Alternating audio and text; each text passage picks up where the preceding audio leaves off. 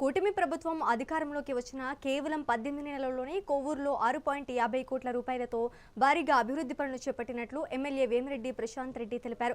కొవ్వూరు పట్టణంలోని 13, 14 వార్డులలో 32 లక్షల రూపాయలతో నూతనంగా నిర్మించిన సీసీ రోడ్లను ఎమ్మెల్యే ప్రారంభించారు. గత ప్రభుత్వంలో అభివృద్ధి కుంటుపడిందని, 15వ ఫైనాన్స్ నిధులు కూడా దుర్వినియోగం అయ్యాయని విమర్శించారు.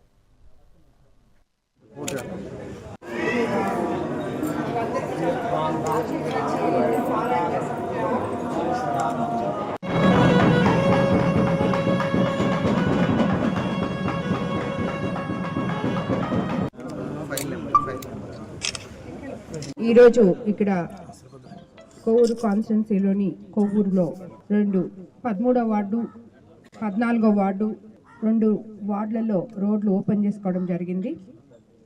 మన ప్రభుత్వం అధికారంలోకి వచ్చిన తర్వాత ముఖ్యమంత్రి చంద్రబాబు నాయుడు గారు సంక్షేమము అభివృద్ధి 2 సమపాలుల్లో తీసుకెళ్తున్నారు అనే దానికి ఇది ఒక నిదర్శనం. ఎందుకంటే 20 నెలల క్రితం కొవ్వూరులో ఎక్కడ పట్టినా గుంతలు ఉన్న రోడ్లు, డ్రైన్లు లేకుండా ప్రజలు ఎంతో ఇబ్బంది పడుతున్నారు.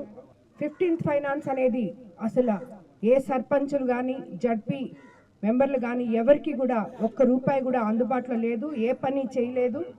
అటువంటిది మన ప్రభుత్వం అధికారంలోకి వచ్చిన తర్వాత ఇప్పుడు ఈ 2 రోడ్లు కూడా జడ్పీ ఫండ్స్లో, మన ప్రభుత్వం అధికారంలోకి వచ్చినాక జడ్పీ ఫండ్స్లో 15th ఫైనాన్స్ జడ్పీ ఫండ్స్లో 13వ వార్డులో 18 లక్షలతో, 14వ వార్డులో 15 లక్షలతో సీసీ రోడ్లు ఈరోజు మనం ప్రారంభించుకున్నాం.